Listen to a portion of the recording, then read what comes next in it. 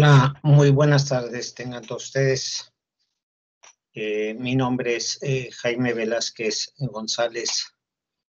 Soy docente del plantel 01 Sinacantepec e imparto asignaturas como Geografía y Ecología, una en un semestre y la siguiente en el otro.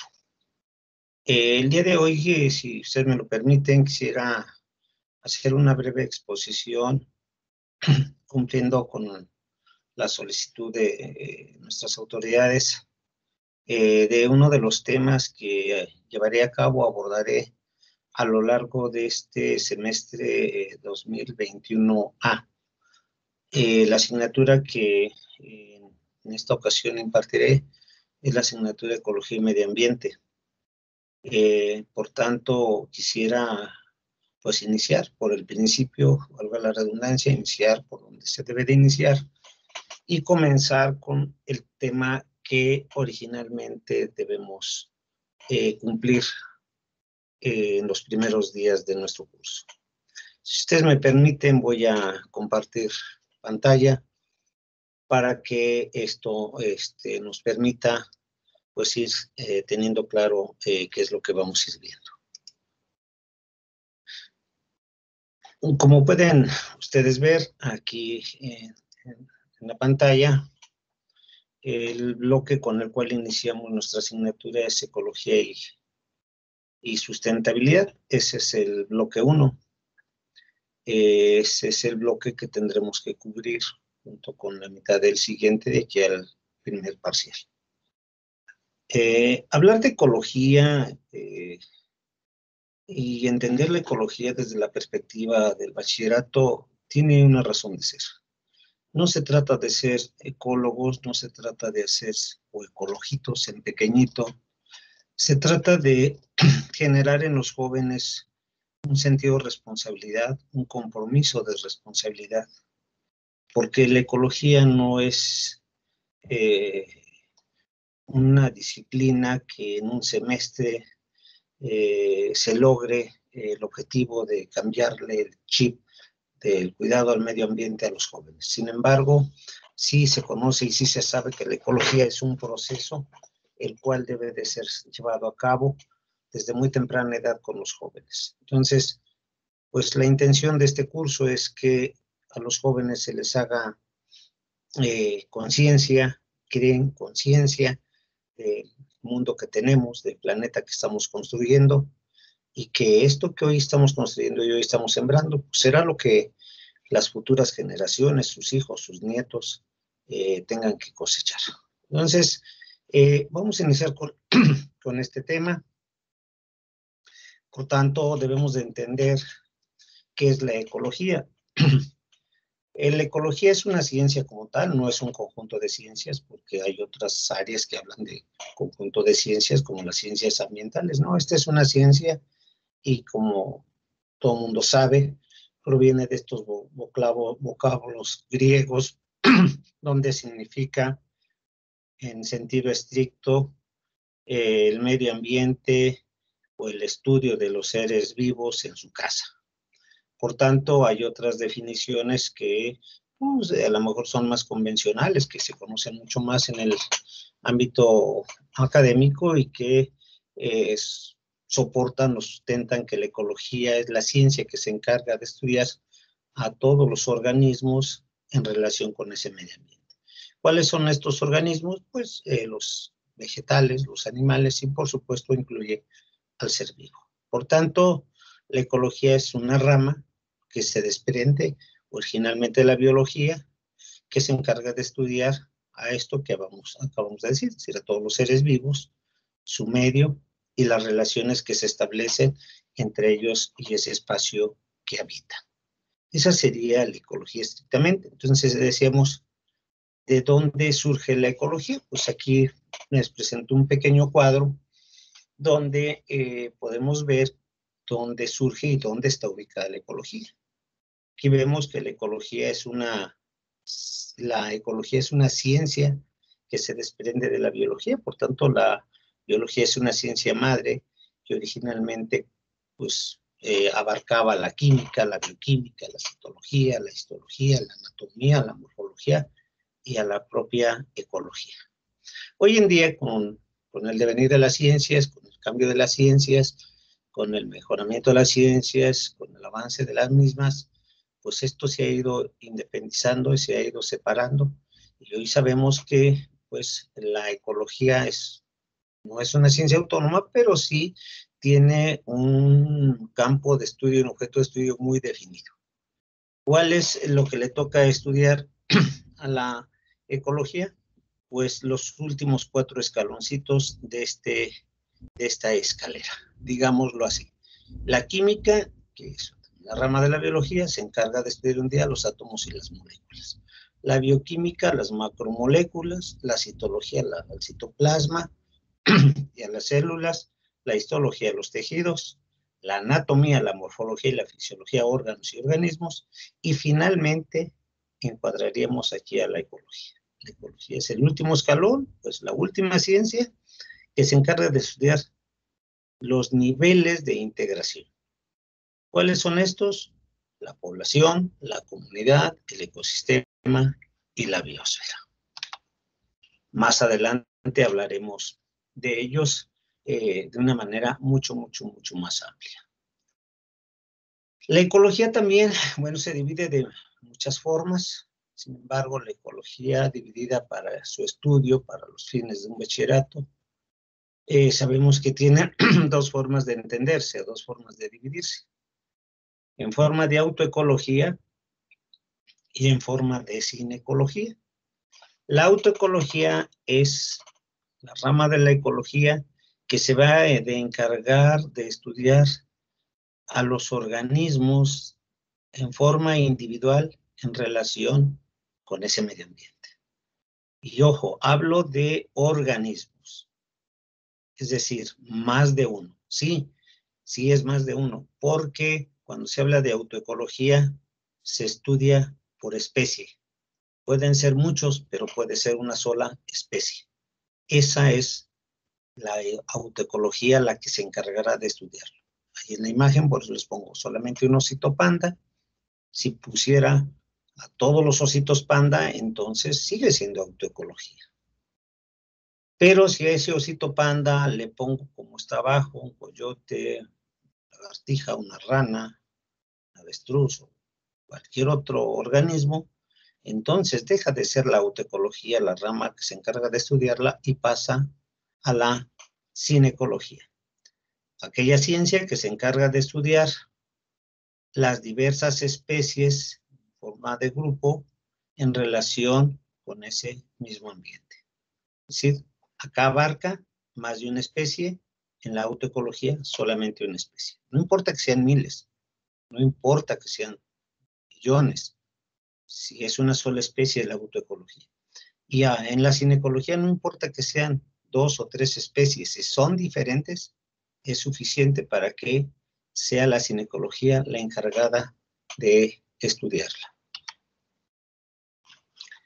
La ecología tiene muchos antecedentes históricos, tiene demasiada historia, hay muchas historias que se pueden encontrar en la literatura.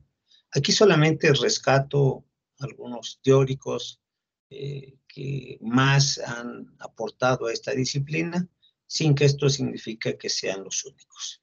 Entonces, por ejemplo, ya para los años 1500 y 1600, los conocimientos biológicos empezaban a formar parte de una ciencia moderna, que no se sabía todavía ni con qué nombre, pero ya se hablaba de ellos. Más adelante, este señor que vemos aquí, que es Horn, Möller y después Humboldt, Darwin, que ya son más recientes, los grandes viajeros también que hubo en la historia, pues aportaron con sus publicaciones, sentaron muchas de las bases de lo que ellos veían en cuanto a la distribución de los diferentes organismos. Ellos estaban cuantos, sobre todo los viajeros, que entre un punto y el otro, o un lugar y otro, pues las condiciones eran distintas, y que el tipo de vegetación y de animales que se encontraban, o de fauna que se encontraban en un lugar y otro, pues tampoco eran iguales. Entonces, todos esos estudios comenzaron a servir como base del estudio que más después pues ya se le da un nombre, y que este nombre pues consistió en el término de ecología. Ernest Haeckel fue el primer iniciador de estos estudios formales. Él fue el primero que comenzó a estudiar y a explicar que los organismos tenían una estrecha relación con el espacio donde estos vivían. Para ello, él utilizó el término de ecología. Esto fue por allá por los años 1870. 7 años atrás, antes de Ernest Haeckel, ya había un estudio de Geoffroy, quien determinó esos estudios, o quien determinó que la relación que existía entre los organismos y el espacio donde estos habitaban no debería de conocérsele como ecología, sino como etología. Entonces, también abrigó, también abarcó, también habló de la familia, de las sociedades, porque también eran comunidades ecológicas. Geoffroy, Jackson, Mivart también acuñaron otro término más reciente, que ellos decían no debería de ser ecología, debería de ser exicología, dedicando al estudio de las relaciones que existían entre los organismos y el medio. Entonces, ellos decían que sí, existía una relación que era real, como lo decía Ernest Haeckel, pero que no debería llamarse ecología, sino debería de llamarse exicología. Así es que, bueno, pues la historia es bastante larga, hasta que vinieron los hermanos Oudum, más recientemente en México, que comenzaron a escribir sobre pues muchos legados de la ecología, y comenzaron a hacer las primeras publicaciones en libros para ser distribuidos en los diferentes niveles educativos. En fin, se pasó por diferentes etapas. Aquí es un breve recorrido, y pudiéramos sintetizar que hoy en día se le conoce a este señor Ernest Haeckel como el padre de esta disciplina. La ecología como tal, como ciencia, pues tiene relación casi con la mayoría de las ciencias. Solo como ejemplo, aquí les pongo 5 ejemplos. Por ejemplo, se relaciona con la paleontología, porque se encarga de estudiar los cambios de los organismos que vivieron a lo largo del tiempo. Hay una relación estrecha, entonces, entre la ecología y la paleontología. Se relaciona también con la economía, ¿eh? Una ciencia que pues cualquiera pudiera pensar, pues no tiene ningún parecido la economía con la ecología. Pues sí, sí la tiene. Es una relación totalmente estrecha, porque la economía se encarga de estudiar el aprovechamiento de los recursos naturales. La biología, pues decíamos, es la ciencia de donde surge esta, quien aporta los conocimientos originales taxonómicos para la identificación y clasificación de los organismos, que ya más después, bueno, pues se especializa y deja de lado a la ecología. Sin embargo, no deja de ser una ciencia que tiene una estrecha relación con esta. La geografía, por supuesto, que es un área que quienes nos dedicamos a la geografía conocemos, pues se encarga de apoyar a la ecología, dando la ubicación y distribución de las zonas, de las áreas climáticas, de los tipos de vegetación, de los tipos de suelo, de los tipos de formas de relieve, todo ello que de alguna manera hace propicio que un organismo pueda hasta tener las características endémicas o de otra naturaleza. La política, por ejemplo, es otra ciencia que tiene estrecha relación, porque ésta se encargará de estudiar o analizar y tener conocimiento sobre el marco jurídico ambiental. Son ejemplos, no son las únicas, insisto, tiene relación con muchísimas otras disciplinas. ¿Qué importancia tiene entonces, decíamos en un principio, la ecología para con la vida diaria? Bueno, pues hoy en día, en la actualidad, hace posible conocer las relaciones que existen entre los organismos y su hábitat, y explica los mecanismos para preservar y mantener el equilibrio entre los elementos físicos y biológicos de la propia naturaleza. Hoy debemos conocer que que el medio ambiente es un elemento totalmente sensible y vulnerable, y que cualquier alteración y agregación de elementos que no son propios de su composición alterará el comportamiento de la vida ahí.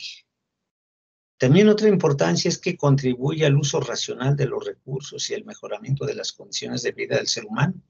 Su conocimiento es la base de la educación ambiental. Hablar de educación ambiental es remitirnos a un proceso. La educación ambiental no se adquiere en un semestre, no se adquiere en un curso, no se adquiere en un nivel educativo, en un sistema de preparatoria como el que están cursando los jóvenes hoy en día. No, un proceso es un conocimiento de toda una vida y que debe de comenzar desde muy temprana edad, desde cuando los niños comienzan a entender. Desde ahí debe de comenzar la educación ambiental si queremos que las condiciones sean distintas para quienes más adelante vengan. ¿Cómo la ecología se convierte entonces en una ciencia que integra o es una ciencia interdisciplinaria? ¿Cuál es la diferencia entre uno y otro? Lo voy a leer como dice aquí y ahorita lo explico. Si le damos la característica de ciencia interdisciplinaria, comentaremos o diríamos que es porque es abordada por profesionales de diversas disciplinas. Las aportaciones multi e interdisciplinarias son vitales para la ecología porque esta no podría funcionar sin el apoyo de otras disciplinas. Es integradora porque relaciona a la mayoría de las disciplinas del saber de las que toma su método, materiales, conocimientos para elaborar sus propias teorías. ¿Cómo pueden entenderse, con otras palabras y de una manera más sencilla? Bueno, pues la interdisciplinaria es aquel carácter que le damos a la ecología cuando nosotros le preguntamos a otros especialistas sobre un tópico, sobre una problemática que la ecología trata. Por ejemplo, ¿qué entiende el ingeniero sobre paisaje o sobre medio ambiente o sobre impacto ambiental? Y entonces él nos da una opinión. Esa opinión que da le da un carácter interdisciplinario. Si le pregunto al economista qué opina sobre ese mismo tema, es interdisciplinario. Si yo le pregunto al arquitecto qué opina sobre ese tema, sigue siendo un carácter interdisciplinario, porque solamente tomo de ellos las aportaciones y las opiniones que ellos tienen sobre una problemática ambiental.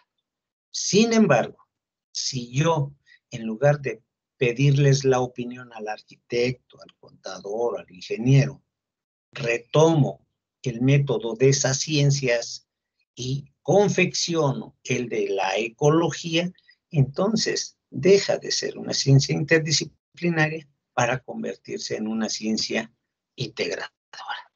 Así es como se le conoce y el carácter que puede tener esta disciplina. Ser interdisciplinaria puede ser una ciencia integradora. Dentro de este contexto de espacios donde la ecología pues, desenvuelve y donde se estudia, bueno, pues sabemos que se le conoce como medio ambiente natural y cultural o estructural medio ambiente. Más adelante espero venga y podamos ver las definiciones, pero decir medio ambiente es una redundancia, es un pleonasmo. Medio y ambiente significan lo mismo, porque si hablamos de medio ambiente como un término, pues seguramente debería de existir un cuarto de ambiente o el ambiente entero. Entonces, no. Sin embargo, medio ambiente para la ecología es un término que sí ha acomodado y lo entendemos de manera perfecta, porque todos los organismos que se estudian dentro de la ecología deben de tener condiciones medioambientales para una supervivencia o sobrevivencia. Un elemento natural, biótico o abiótico o cultural o social no puede estar en extremos, no puede ser ni tan alto ni puede ser tan bajo, porque a los organismos les afecta. Debe ser una condición media. Por eso para la ecología medio ambiente sí tiene cabida. Medio ambiente como tal, por tanto, se entiende como aquel conjunto de factores externos, factores externos, que pueden ser vivos o no vivos, en la ecología se les conoce como bióticos o abióticos, que actúan sobre un organismo, población o comunidad, incidiendo directamente en la supervivencia de ellos, en su crecimiento, en su desarrollo, en su reproducción, etc. Entonces, un medio ambiente es un conjunto de factores que está rodeando a un organismo, que puede tener vida o no puede tener vida. Entonces, a ese conjunto de elementos, pues o factores, es a lo que se le conoce como medio ambiente. El medio ambiente natural, pues, constituye, como su nombre no lo dice, el ambiente donde se desenvuelve la vida y la actividad humana. Está constituido por componentes, ojo, físicos, químicos y biológicos, los cuales determinan las funciones de la biosfera. Físicos, químicos y biológicos es lo mismo que hablar de bióticos y abióticos, solamente que esto se aplica para un ambiente natural. Un ambiente físico es algo que no tiene vida, por tanto sería algo abiótico. Un ambiente natural químico es un ambiente abiótico. Y por supuesto lo biológico, que es todo aquello que tiene vida, es lo biótico. Entonces, solamente es un juego de palabras, un juego de términos que se pueden aplicar en un momento y en otro. Aquí se cambia porque el ambiente es natural. El ambiente social, dice, incluye al hombre, pues su nombre no lo indica, incluye al hombre y a sus actividades. Este sistema se relaciona con el ambiente natural, por supuesto, en 3 niveles. Causa las transformaciones del entorno, sufre tales cambios y lo percibe. Si el ambiente social es lo que nosotros generamos. Hoy en día, un ambiente social de un área urbana, pues ya no se le conoce como un paisaje, hoy se le conoce como un sociopaisaje o un ambiente socializado o un espacio socializado. Decíamos hace un rato que la educación ambiental, por tanto, para entenderla y para poder cambiar el mundo, pues se tiene que comenzar a entender desde muy temprana edad. La educación ambiental es un proceso, y un proceso incluye un esfuerzo planificado de toda la vida. Debemos de enseñar a los niños desde pequeños que no se come en la sala, de que no se come en la recámara, que no se come en el coche, que no se tira la basura, que no se arrojan los desechos a la calle, que no se tira el aceite a la coladera. Desde esa edad tenemos que comenzar a enseñar a los niños a cambiar. Por eso la educación ambiental no es un diccionario, no es algo que en un semestre, pues de manera así tan fácil, podamos entenderlo y podamos descifrarlo. Para minimizar la degradación del paisaje, sus características de una región, de una zona, pues debemos de conocer muchas cosas del pasado. Debemos de entender qué sucedió y cómo han ido siendo los cambios a lo largo del tiempo. Todo esto está diseñado para apoyar el desarrollo de aptitudes, opiniones y creencias, porque muchos piensan que lo que está hoy en día, pues es porque lo hizo el que le tocó vivir antes. Y la responsabilidad del presente nunca existe. Entonces, si hay alguna basura tirada, pues es que la tiró el otro que estaba aquí. Si me toca trabajar en la tarde, pues si el salón está sucio, pues está sucio porque lo dejaron así los del turno matutino, ¿eh? ¿No? Entonces, una educación ambiental incluye el que todos se pongan la camiseta de ambientalistas. Aquel individuo que va a tener la capacidad de que indistintamente de quien haya ensuciado, dejado la basura o en malas condiciones del espacio, tiene la capacidad de levantarla, de ponerla en su lugar y hacer de ese espacio un ambiente más propicio. Entonces, el término de educación ambiental se usó por primera vez pues, desde la conferencia ambiental de Estocolmo, desde por ahí los 68, 70. Entonces, no es de ahorita. Ya tiene muchos años, sin embargo, pues a las instituciones, pues hasta apenas les está cayendo el 20 de que esto debe de ser desde otra perspectiva. La educación ambiental, ya lo decíamos hace un rato, es un proceso que se adquiere a lo largo de los años. Por ello es difícil cambiar la cultura social de un momento a otro. Pues imagínense si en la preparatoria le vamos a cambiar la cultura a un joven que ya viene viciado, en la facultad menos.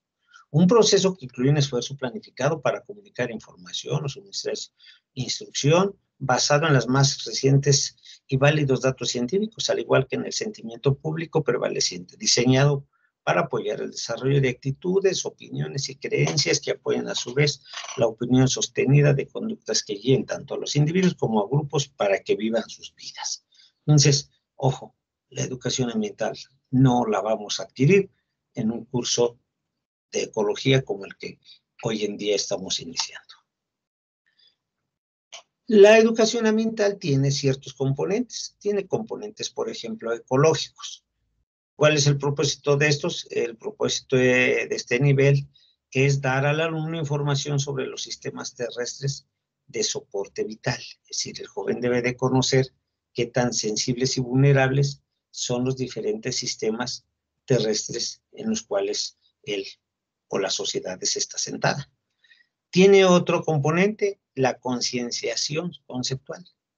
Evidenciar cómo las acciones individuales o de grupo pueden influenciar la relación entre la calidad de vida y las condiciones del ambiente. Sí, tenemos que hacer conciencia, tenemos que cambiarnos el chip, o tienen que cambiar el chip los jóvenes. Y esto puede ser de manera individual, puede ser de manera grupal. Y lo importante de esta concienciación es que pues comencemos a cambiar desde ahorita y que no esperemos a que el grupo de la casa o familia o el grupo de la institución o donde yo tomo la clase pues cambie para que esto pudiera cambiar, pudiera mejorar, ¿no? Lo poco o mucho que yo pueda hacer como tal será bastante para la ecología y será bastante para el medio ambiente lo que yo aporte. Un tercer componente es la investigación y evaluación de problemas. Esto es ya para cuando se conoce, para cuando se tiene conciencia de él. Implica aprender a investigar y evaluar problemas ambientales, debido a que demasiadas personas han interpretado de forma incorrecta o inexacta asuntos ambientales. Por supuesto que aquí ya le toca a aquellos que a lo mejor van a estudiar una profesión de ambientalistas o de ecologistas, pues ahí se van a encontrar. Y la última es la capacidad de acción. Este componente enfatiza el dotar al alumno con las habilidades necesarias para participar productivamente en la solución de problemas.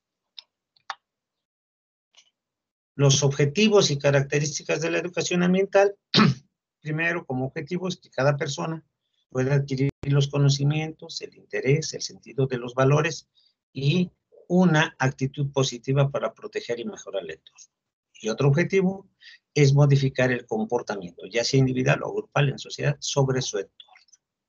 Las características pues, vienen siendo casi las mismas: una concienciación, un conocimiento, una actitud, aquí es donde cambia un poco con las características, es decir, ayudar a los individuos y grupos sociales a adquirir interés por el entorno, un sentido de valores y la motivación necesaria para participar activamente en la mejora y protección del entorno, y una competencia, es decir, ayudar a los individuos y grupos sociales a adquirir competencias necesarias, que adquieran las competencias necesarias para resolver los problemas del entorno. Que no todo tenga que ser la responsabilidad de un gobierno o de una autoridad. Que tengamos el compromiso y que la responsabilidad sea equitativa, sea de todos. Y en esa medida, seguro estoy que parte de estos objetivos y características pudieran cambiar. Finalmente, como todo, debemos de generar en los jóvenes una ética ambiental. Esta es, digámoslo, una nueva disciplina que está surgiendo y que trata los problemas éticos planteados en relación con la protección del medio ambiente. Su objetivo es brindar una justificación ética y una motivación moral a la causa de proteger el medio ambiente. Esto no solo es aplicable a lo local, sino a lo global, a todas las personas, lugares, animales y naturaleza, tanto ahora como en el futuro inmediato, incluyendo las generaciones venideras. Es decir, tener un poquito de ética ambiental es hacer conciencia, es tener conocimiento, es saber que lo que estamos haciendo está mal y no pequemos demencia.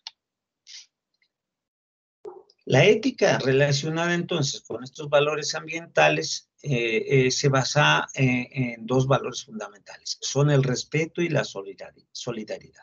Concibe a la tierra como un espacio vital que hemos de compartir con responsabilidad para conservarla. No hay 2 planetas, no hay 5 continentes. Somos una sola especie y es un solo planeta. Y lo que se haga aquí repercutirá allá y lo que se haga allá repercutirá acá. Por ello es preciso que cada persona sea solidaria con el planeta, dé protección al medio ambiente, debe considerar un deber primordial la actitud favorable frente al medio ambiente como un deber con la patria y el Estado, que asume una conciencia de responsabilidad hacia la protección del medio ambiente, no presente una actitud apática ante las diferentes acciones del deterioro ambiental. Muchos somos apáticos. Si la calle está sucia, a mí no me preocupa porque yo donde vivo es en mi casa. Si la calle se cae de mugre, no importa. Si el otro tira, pues me da lo mismo, no es mi espacio. No, no deberemos de ser apáticos ante las situaciones de un deterioro ambiental. Que desarrolle la protección hacia el medio ambiente de forma voluntaria y no como un deber de ciudadano. Es decir, debe ser algo consciente, por conciencia propia, por voluntad propia, no porque me lo exigen, no porque me lo obligan, o no porque voy a tener que aprobar una disciplina. Que haga uso racional de los beneficios que le brinda el medio ambiente, porque para eso es el medio ambiente y los recursos, no los puso la naturaleza de lujo, los puso para sobrevivencia de la humanidad. Solamente se requiere hacer uso de ellos de manera planeada, organizada y sustentable. Finalmente, las funciones de esta educación ambiental es que uno de sus objetivos es conseguir que tanto los individuos como los colectivos entiendan la complejidad del medio ambiente, que resulta de las interacciones distintas, biológicas, físicas, sociales, económicas, y obtengan los conocimientos, valores y habilidades prácticas que les permitan participar en la prevención y solución de algunos de los problemas ambientales actuales. La educación ambiental, por tanto, no se debe limitar a un aspecto teórico del proceso educativo, sino que debe hacer que los miembros de la sociedad participen activamente en la medida de sus posibilidades. En la medida de las posibilidades. Hagamos lo que tengamos que hacer desde nuestra trinchera. No esperemos a que lo haga el vecino. Y estos objetivos, pues es, entre otros, es crear conciencia, crear conocimiento, fomentar actitudes, fomentar aptitudes, porque una cosa es tener ganas y otra cosa es conocer el problema, capacidades para evaluar y un ambiente de participación, fomentar que las personas tengan el deseo por participar activamente en la protección del cuidado del medio ambiente. Otros factores de la ecología pueden ser el concepto de las ciencias ambientales y de la cultura ambiental, que es pues, lo que recientemente está surgiendo. Así es que decíamos en un principio, cuando ya se habla de las ciencias ambientales, ya se habla de varias ciencias. Y como dice aquí, son una disciplina científica cuyo principal objetivo es buscar y conocer las relaciones que mantiene el ser humano consigo mismo y con la naturaleza. Esta disciplina tiene relación con otros ámbitos del saber, no solo con las ciencias naturales, sino también con las ciencias sociales, como la política, la economía, la ética, entre otras. Incluye el estudio de problemas ambientales y la propuesta de modelos para el desarrollo sostenible. Así es que el ambientólogo se caracteriza por ser una persona instruida para afrontar todas estas tareas de manera conjunta con la sociedad, el gobierno y con diversas organizaciones, siempre teniendo en cuenta los diferentes puntos de vista. Además, debe tener una visión del planeta que le permita diseñar políticas de desarrollo sostenible. Así es que no se necesita ser ecólogo para que tengamos un espacio limpio. Y la interdisciplinaridad de las ciencias ambientales, pues ya lo decíamos hace un rato, tiene un carácter interdisciplinario porque se apoya de la opinión de la biología y puede ser de todas, desde estas perspectivas. Puede tener la opinión desde la química y se apoya desde todas las áreas de la química. Puede tener los principios básicos de un desarrollo sustentable en donde ese proceso de desarrollo sustentable nos permita hacer uso de los recursos que la Tierra tiene sin abusar de ellos, para que no pongamos en predicamento a las futuras generaciones. Esto se dijo desde, decíamos, 1970, es el informe Brundtland, allá aparece por primera vez el concepto de desarrollo sostenible o sustentable, basado en la preservación del medio ambiente y el consumo prudente de los recursos naturales, pero no es hasta la segunda cumbre de la Tierra, que fue en Río de Janeiro, donde se amplía este concepto. Ahora se debe de abarcar este concepto tres aspectos o tres áreas: la economía, la ambiental y lo social. Es decir, para que exista un desarrollo sostenible, debe de darse progreso económico, justicia social y preservación del medio ambiente. Las condiciones para un desarrollo sostenible, pues es que ningún recurso renovable deberá utilizarse a un ritmo superior al de su generación. Es decir, nadie puede gastar más, ningún país puede gastar más de un recurso o a una velocidad mayor a la que ese propio recurso se genera o se produce. Ningún contaminante debe producirse a un ritmo superior al que puede ser reciclado, neutralizado o absorbido por el medio ambiente. Y ningún recurso no renovable deberá aprovecharse a mayor velocidad de la necesaria para sustituirlo por un recurso renovable utilizado de manera sostenible. Aquí las condiciones de desarrollo sostenible es que nos pide que conozcamos qué tipo de recursos tenemos, que los recursos no todos son permanentes, que unos pueden ser permanentes, otros pueden ser reciclados o reutilizados y otros, pues una vez utilizados, nunca más volverán a utilizarse. Por eso la clasificación de los recursos se divide en recursos naturales renovables, no renovables y permanentes o inagotables. Entonces debemos de apuntarle a aquellos que son permanentes e inagotables, porque esos no van a cambiar ni en cantidad ni en calidad. Y finalmente, los pilares básicos de la sustentabilidad son: lo ecológico, representa el estado natural de los ecosistemas, los cuales no deben ser degradados, sino mantener sus características principales esenciales para su supervivencia a largo plazo. Otro pilar, lo económico, que implica la creación de la riqueza mediante modos de consumo y producción sostenible. Y uno más, lo social, asienta que los beneficios y costos deben distribuirse equitativamente entre todos los miembros de una sociedad. Y aquí están todos los principios del desarrollo sustentable dichos en la cumbre de Estocolmo y pues retomados en la de Río de Janeiro, en donde pues no son todos, solamente son algunos de los más importantes.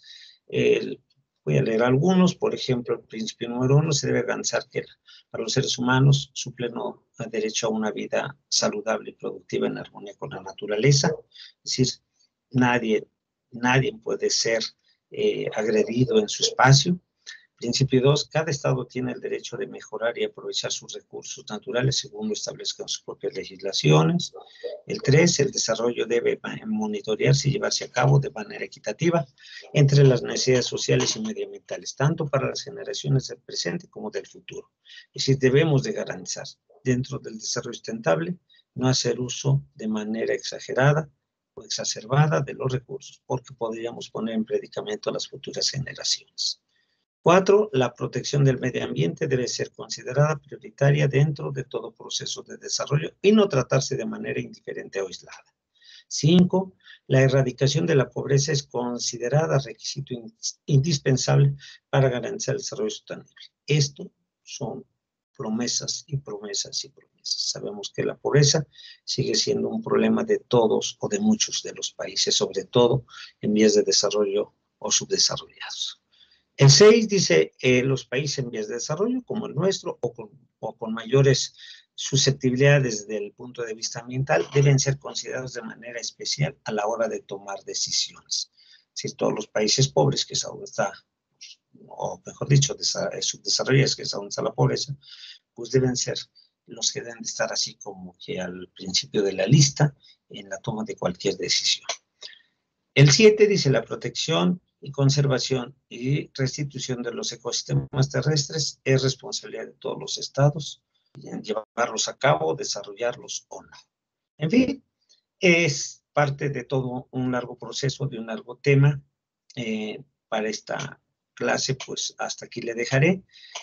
Hace falta mucho, ¿cierto? Hace pues también mucho falta que investigar también, pero insisto, la intención es que el joven o a los jóvenes se les haga un tanto de conciencia, que no se convierta esto en un curso monográfico. No se trata de aprenderse definiciones, sino sino de aprender, sino de conocer y saber que lo que está haciendo cuando tira desechos a la vía pública, cuando tira los desechos de casa a cualquier espacio sin el debido cuidado, está haciéndole un daño. Entonces, ese es parte del objetivo, no del desarrollo sustentable, sino parte del objetivo de esta disciplina que se imparte en este nivel medio.